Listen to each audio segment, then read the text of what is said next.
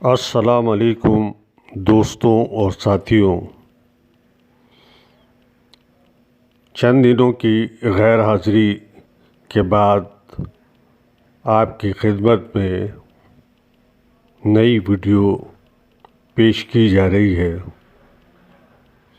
ہم معذرت خواہ ہیں کہ ذاتی مصروفیات کی بنا پر چند دن غیر حاضر رہے۔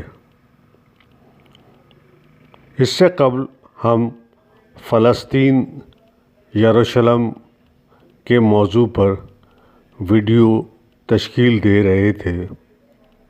کئی موضوعات ہیں اور یہ سمجھ نہیں آتا کہ کون سی ویڈیو تشکیل دی جائے۔ آج اس سلسلے میں ہم یاسر پیرزادہ کی کتاب پاکستانیوں کے مغالطے کے مضمون صوفی ماڈل 2013 کی ویڈیو پیش کر رہے ہیں، جو کہ ہمارے موضوع صوفی سادھو سنت کی ویڈیو ہے۔ یاسر پیرزادہ کی یہ کتاب 2019 میں شائع ہوئی۔ یاسر پیرزادہ لکھتے ہیں کہ لفظ صوفی میں نے پہلی مرتبہ 7 سال کی عمر میں سنا تھا، جب میں صوفی جنرل اسٹور سے ٹافیاں خریدا کرتا تھا۔ ان دنوں 1 روپے میں 4 ٹافیاں مل جاتی تھی اور ہر ٹافی کا حفظہ اتنا ضرور ہوتا تھا کہ منہ میں گھلنے کے بعد بھی تا دیر اس کا نشہ قائم رہتا۔ اس صوفیانہ نشے کا سب سے بڑا گاہک چونکہ میں تھا، لہٰذا میری ہیوج بائنگ کے نتیجے میں وہ جنرل اسٹور چند سال ہی میں سپر اسٹور بن گیا۔ مطلب یہ کہ ایک تھڑے سے دکان میں تبدیل ہو گیا۔ جینوین صوفیوں سے میری شناسائی 8ویں جماعت کی معاشرتی علوم کی کتاب سے ہوئی، جن کی بدولت بر صغیر میں اسلام پھیلا۔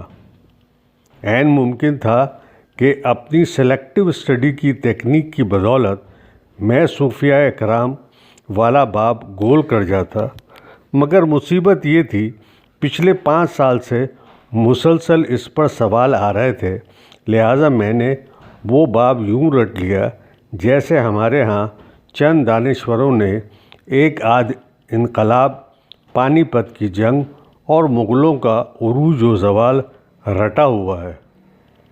شومی قسمت اس سال ممتحن نے وہ باب گول ہی کر دیا۔ اب وقت بدل چکا ہے، اب دنیا میں اس طرح کے صوفی بچے ہیں اور نہ ہی دنیا کو خالص صوفیوں کی ضرورت ہے۔ آج کل ہمیں صرف وہ صوفی سوٹ کرتے ہیں جو اپنے چہرے پر مصنوعی رقت طاری کر کے آنے والے حالات کی پیش گوئی کر دیں۔ ہمیں اپنے مسائل کے حل کے لیے کوئی وظیفہ بتا دیں، یا پھر ہر 3 ماہ بعد ایک عذاب کی وعید سنا کر لوگوں کی نیندیں حرام کر دیں۔ صوفیوں کے یہ تینوں ماڈل بازار میں دستیاب ہیں اور دن دوگنی رات چوگنی ترقی کر رہے ہیں۔ پہلے ماڈل کا صوفی آج کل کے ماڈرن ذہن، جو اپنے آپ کو مولوی کے روایتی حلیے میں دیکھنا پسند نہیں کرتا، کو بہت بھاتا ہے۔ اس فیشن زدہ کلاس کو جینون صوفیاء کرام تو وارے ہی میں نہیں آتے، کیونکہ وہ تو شریعت اور صوم و صلوات کے پابند تھے۔ یہ بیچارے روزہ رکھیں تو انہیں نوزیہ ہو جاتا ہے۔ انہوں نے اپنے آپ کو حقیقی معنوں میں خدا کے قریب کرنا ہے، لیکن مذہب کا کوئی نیا ویژن ایجاد کر کے۔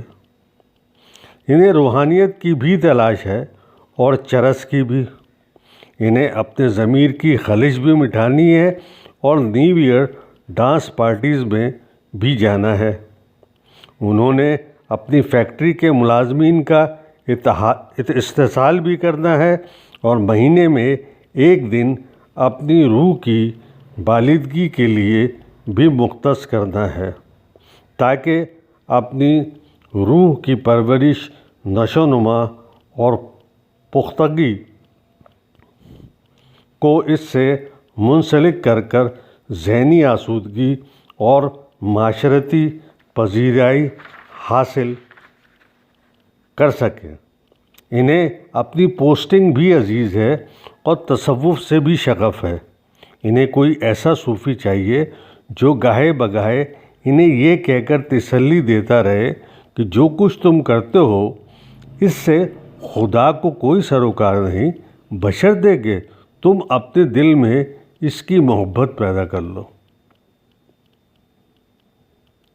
مذہب کی اس تشریح کا کچھ بھی مطلب نکالا جا سکتا ہے۔ ایسے شارٹ کٹ صوفیوں کی مارکیٹ میں بہت ڈیمانڈ ہے اور ان کے مریدین کی تعداد لاکھوں میں ہے۔ ان صوفیوں کا وضع قضا اور لباس جدید ہوتا ہے اور یہ اپنے مریدوں کو خلاف شریعت کام سے اس طرح نہیں روکتے جیسے روکے جانے کا حق ہے۔ لہٰذا ماڈرن ذہن کے لوگ ان کی مجلس میں اپنے آپ کو بہت پرسکون محسوس کرتے ہیں۔ جرنیلوں سے لے کر اداکاراؤں تک، کاروباری سیٹ سے لے کر چرس یافتہ نوجوانوں تک اور سیاست دانوں سے لے کر صحافیوں تک ہر قسم کا بندہ ان کے حلقہ مریدین میں شامل ہے۔ لگتا ہے اداکارہ نرگس بھی ایسے ہی کسی صوفی سے متاثر ہوئی ہیں۔ یہ شارٹ کٹ صوفی صرف جدید ذہنوں کو ہی متاثر نہیں کرتے بلکہ ان کے فرائض میں گائے بگائے ملک کی سیاست اور حالات کے بارے میں پیش گوئیاں کرنا بھی شامل ہوتا ہے، لیکن یہ تمام پیش گوئیاں اسٹیبلشمنٹ کی پالیسیوں اور حکمت عملی کے عین مطابق جاری کی جاتی ہیں۔ جن صاحب یا صاحبہ کو اس بیان میں شبہ ہو وہ اسٹیبلشمنٹ کے ان صوفیوں کی پچھلے 5 سال کی ایسی تمام پیش گوئیاں نکال کر پڑھ لے جو مختلف کالموں میں شائع ہوتی رہی ہیں۔ ہاضمہ درست ہو جائے گا۔ اس کی تازہ مثال عمران خان نیازی کے مرشد کی مثال اور ان کی پیش گوئیاں ہیں جو ان کو سرکاری طور پر فراہم کی جاتی تھی۔ صوفیوں کا دوسرا ماڈل وہ ہے جو اپنے تئیں پردے میں رہتے ہیں، خود نمائی کا شوق نہیں، البتہ تمام باطنی حالات کا بخوبی علم ہے۔ ان کے ذمے عذاب کی خبر دینے کا فریضہ ہے۔ جب بھی ملک میں سیلاب یا زلزلہ آتا ہے ان کے پیروکار خم ٹھوک کر کھڑے ہو جاتے ہیں اور دہائی دینا شروع کر دیتے ہیں کہ اگر قوم اب بھی نہ سنبھلی اور گناہوں سے توبہ نہ کی تو آئندہ آنے والا سیلاب یا زلزلے میں کوئی بھی نہیں بچے گا، ماں سوائے خود صوفی صاحب کے۔ ان صوفیوں کو فوری طور پر محکمہ موسمیات میں بھاری مشاعرے پر بطور کنسلٹنٹ تعینات کر دینا چاہیے، لیکن مجھے یقین ہے کہ مال و زر سے بے نیاز یہ صوفی ایسی کسی نوکری کو جوتے کی نوک پر رکھیں گے۔ ان صوفیوں کا تھیسس یہ ہے کہ جب تک پوری قوم ایک ساتھ اپنے گناہوں کی معافی نہیں مانگے گی تب تک عذاب کی تلوار ہمارے سروں پر لٹکتی رہے گی۔ نہ جانے ان کا اشارہ کس معافی کی طرف ہے، کیونکہ اجتماعی استغفار کا یہ عمل رائیونڈ کے تبلیغی اجتماع سے لے کر حج اور عمرے کے مقدس فریضے تک اور رمضان سے لے کر ربیع الاول کے بابرکت مہینوں تک سال میں کئی مرتبہ دہرایا جاتا ہے۔ یہی نہیں بلکہ قرآن میں خود اللہ نے کئی جگہ فرمایا ہے کہ جب بھی وہ کسی بستی پر عذاب نازل کرتا ہے ان سے پہلے نیک لوگوں کو وہاں سے نکال لیتا ہے۔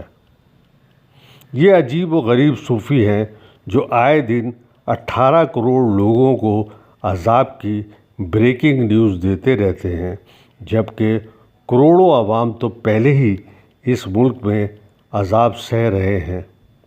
جن پر اصل عذاب آنا چاہیے وہ ان صوفیوں کے مریدوں میں شامل ہیں۔ تیسرا ماڈل صوفی ٹی وی کا ہے۔ یہ عجیب ہی مخلوق ہے۔ ہاتھ میں ٹیبلٹ پی سی ہوتا ہے جس کی مدد سے ناظرین کے مسائل کا حل آن لائن بتاتے ہیں۔ علم نجوم، ستارہ شناسی، فلکیات، علم الاعداد غرض تمام علوم کی ایک کاکٹیل سی بنا کر پیش کر دیتے ہیں، کیونکہ ضرورت مند دیوانہ ہوتا ہے کہیں تو گرے گا۔ یہی نہیں بلکہ آخر میں 17 یا 29 مرتبہ کوئی سورت بھی پڑھنے کے لیے بتا دیتے ہیں تاکہ لوگوں کو تسلی رہے کہ وہ کوئی غیر اسلامی کام نہیں کر رہے۔ ذاتی طور پر مجھے وہ صوفی پسند ہے جو لوگوں کی زندگیوں میں آسانیاں پیدا کریں، اور فی زمانہ یہ کام صرف سائنٹیفک صوفی کرتے ہیں۔ یہ وہ صوفی ہیں جو عذاب کی پیشگوئی کرنے کے بجائے یہ بتاتے ہیں کہ اگلے 60 برسوں میں ہمارے دماغ میں ڈیجیٹل ڈیٹا زپ کر دیا جائے گا۔ 20 برس بعد خود کار موٹریں مارکیٹ میں عام ہو جائیں گی۔ فرش کے لیے ایسے قالین وجود میں آ جائیں گے جو چوروں کو پہچان لیا کریں گے۔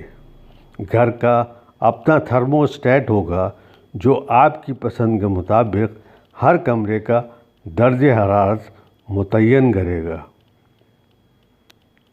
دبئی کے بعض مہنگے ترین اپارٹمنٹ میں یہ سہولیت ابھی سے موجود ہے۔ پوری دنیا کی 13 کروڑ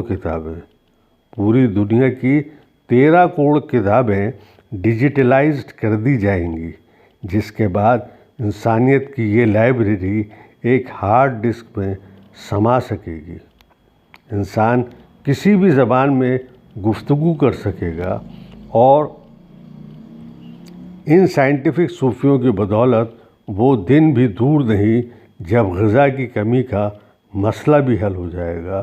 پوری دنیا کی خوراک ایک امریکی ریاست کے آدھے رقبے سے بھی کم علاقے پر پیدا کی جا سکے گی۔ مجھے تو صوفی کا یہ 2013 کا ماڈل پسند ہے۔ دوستوں اور ساتھیوں، ہم آپ کے لیے صوفی، پیرو، سادھو، سنت کے متعلق مختلف ویڈیو تشکیل دیں گے جس میں آپ کو ان کی تاریخی حوالوں اور ان پر کی گئی تحقیقات کے متعلق معلومات فراہم کریں گے۔ یہ آپ